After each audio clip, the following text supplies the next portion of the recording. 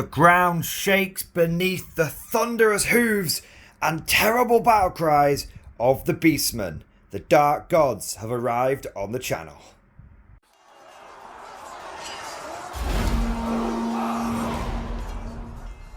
Hello again, my little cultists, my little ungors, and welcome to another Mordian Glory Old World video. In today's episode, I am very excited to announce and reveal a brand new channel army. This is my brand spanking new Beastmen Brayherds army. And let me tell you, I am very, very excited with this. This is a project that has been in the works for a few months now, and it is finally here. I want to start off by saying a huge thank you and a shout out to my good friend Lewis, who actually built and painted all of this up. He has done an amazing job of representing the chaotic and decaying and rather unruly nature of the Beastmen. So you're going to see not only a great paint scheme, there's also some pretty wicked conversions in here as well. Now, before we dive into the units and take a close-up of some of these models, I do want to address one thing that certain eagle-eyed viewers may have noticed. These models are on round bases, despite the fact that I plan to use them for Old World. That is because this army consists of the better part of a few of the Beastmen Vanguard boxes, and they come with round bases. Now, do not worry, my fellow ungors, my bestigors, I can hear them grumbling at the back. I will be getting movement trays that convert these over from their round bases to square bases. So when we use them on the channel, when we use these in battle reports and take the tournaments, there'll be no issues with that whatsoever. But with all of that said, now let's deep dive right into these units. You there! Have you bought yourself a copy of Sharp's Command yet? Damn you, right, sir. Or use the affiliate link down below in the description to buy yourself a copy of the latest book in the best-selling series by Bernard Cornwell. The fault was not mine, sir. Major Lennox must answer. Major Lennox answer with his life! You disgraced us, sir! You shamed us, sir! Sharp's Command is jam-packed full of action from start to finish. So what are you waiting for? Click on the affiliate link below and buy yourself a copy today. Support the channel and your king and country. Yes, sir. And I think, as is tradition, let's begin with the Infantry Corps. Every day in the Corps is like a day on the farm, which is kind of appropriate when you consider that a lot of these are Beastmen and Goatmen and stuff like that, I suppose. Every day in the Corps is a day on the farm. Every meal, a banquet, every paycheck, a fortune, every formation, a parade. I love the Corps. I had to finish the quote, guys. I couldn't leave it hanging in the air incomplete. That would have just been very dishonorable. You could have lambasted me for that. Now, let's see what units we've got here. So, starting off on the lower rung of Beastmen Society, wading up the river here, we have got 20 ungors with short bows. Now you can see that we've got a few options here with these ungors, so we've got loads of them armed with bows, but we do actually have enough banners and musicians where if we want to run them as two smaller squads we can do, or we can run them as one bigger squad as well. The role of these guys in my army is going to be as chaff and as harassers. They are going to be up front, screening out, maybe absorbing a few first charges from any heavy cavalry, or they are going to be flanking and ambushing and using their short bows to plink away against any isolated units or war machines. Ungors generally don't have a very impressive combat profile, so I like to use these guys, or I should say I plan to use these guys, I've not actually run the army yet, as just basically a bit of a harassment unit and giving my opponent a few things to think about. They may only be ungors, but if a group of 10 or 20 of these come on ambush from the flank, it may throw a spanner in my opponent's plan. But working our way up Beastmen Society, we then have got two big units of Gors. These are just good old-fashioned Gors. The main battle line infantry, or line infantry I suppose, battle line being more of a 40k term, the main core infantry, there we go, of the Beastmen. Now, like with the Ungors, we've got 2 units here, or the ability to run these in 2 10-man units, or we can combine them together and have 1 20-man unit. I know there's going to be a chance of me having a few spare banners here and there, but honestly, I'm not too worried about that whatsoever, because if I'm running a big 20-man unit of Gors, I'm probably throwing a character in there anyway, and that kind of makes up for me having to take one of the banners out.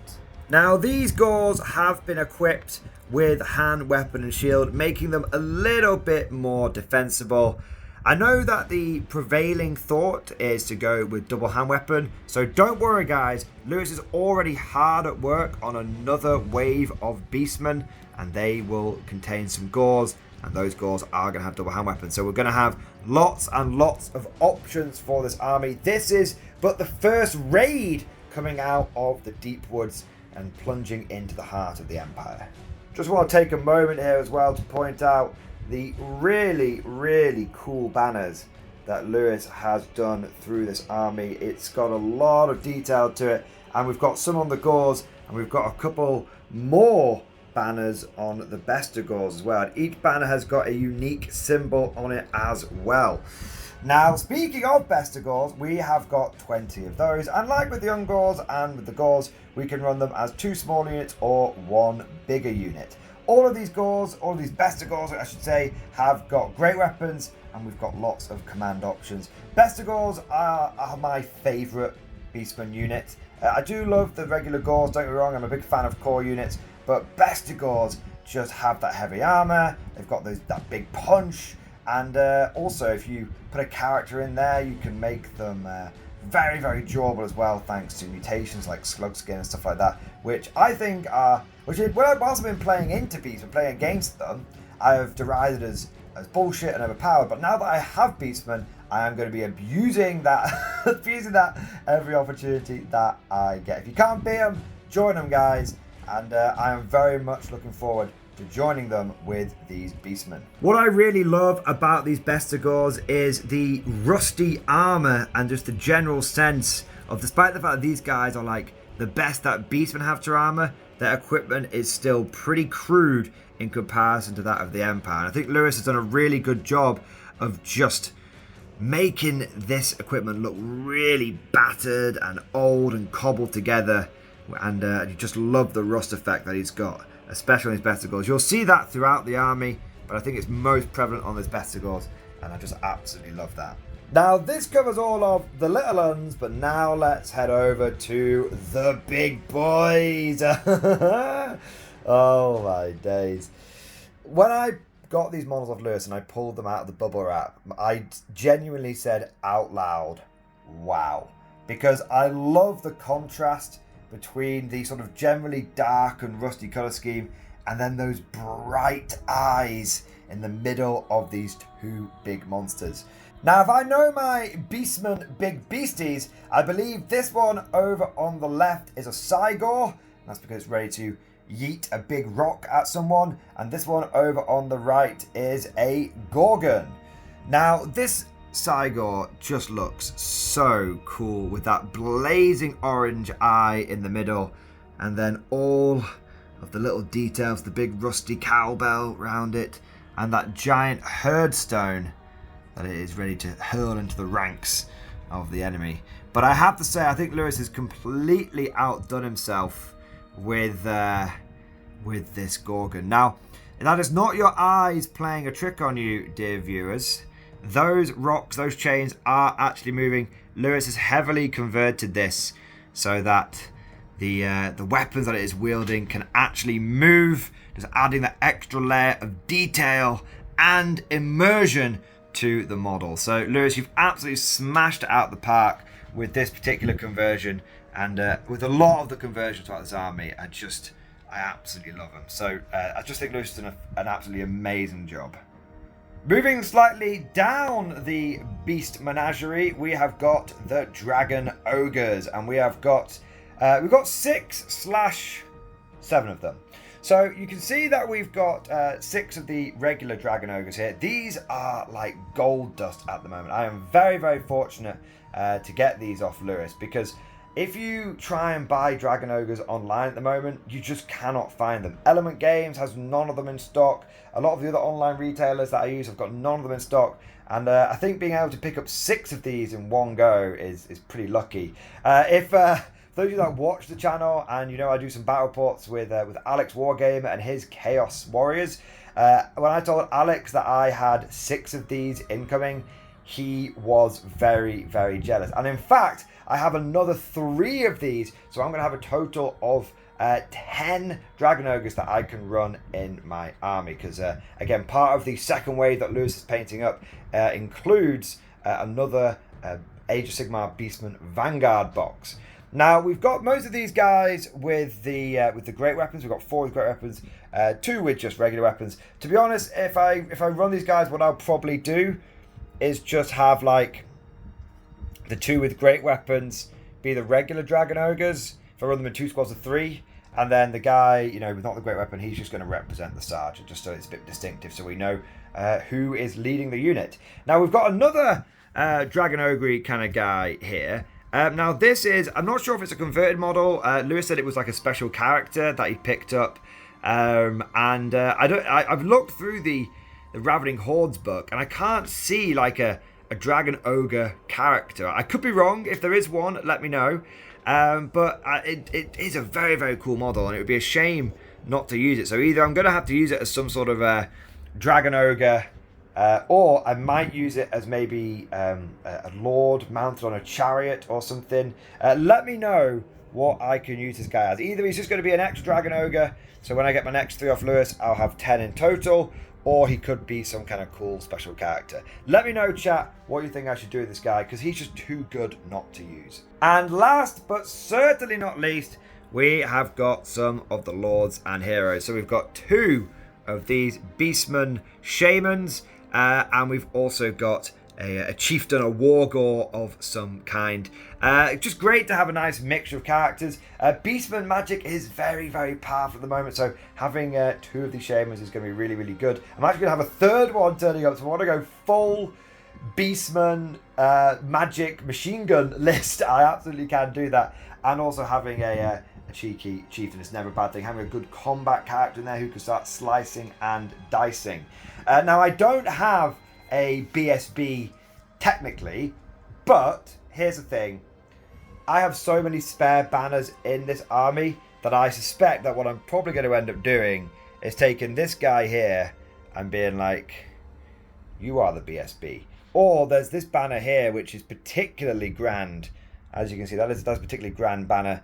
And I might be like, you are the BSB today. So the advantage of having these extra banners is not only does it mean if I want to run multiple small units, I can do, but also if I need an extra banner to be a BSB, I can absolutely do that. And I've got loads of really cool designs to pick from for that as well. I am very excited to try out some of the crazy Beastman character combinations that you can come up with. I really like the idea of unleashing the Vile Tide, one of these sorcerers, and going for the slug skin, like I said, on this chieftain. I think he's going to be a key part of building a good anvil unit in what it would be for what is normally a traditionally fairly fragile army.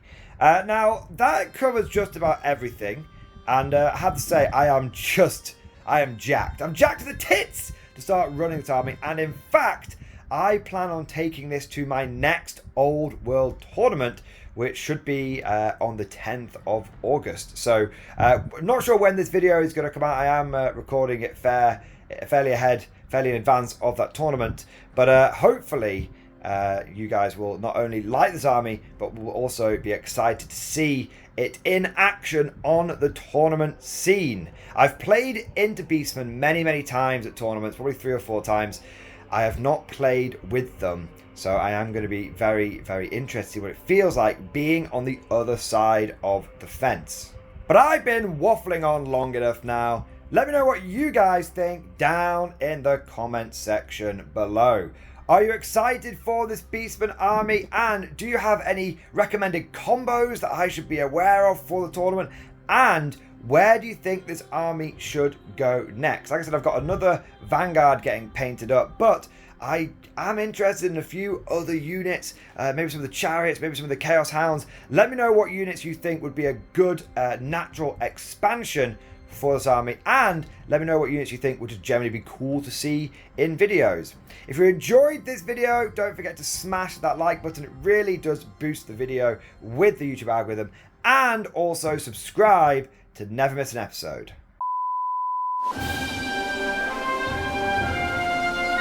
Would you like to know more?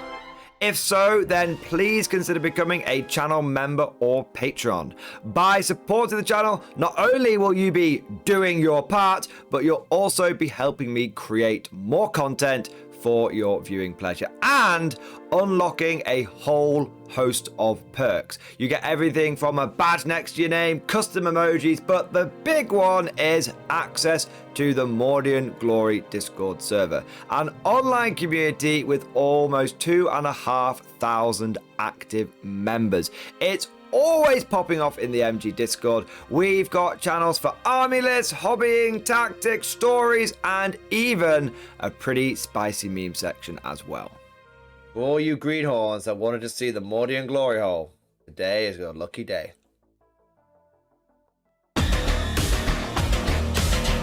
And joking aside, I do want to say a massive thank you to all of the current channel members and patrons. You guys are amazing. Truly the lifeblood of the channel. I could not do Mordian Glory full-time without the incredible and generous support of my members. So thank you guys so much. And last but certainly not least, I want to say a personal thank you to all of my top tier Patreons. These are the War Masters, the people who have truly gone above and beyond the call of duty.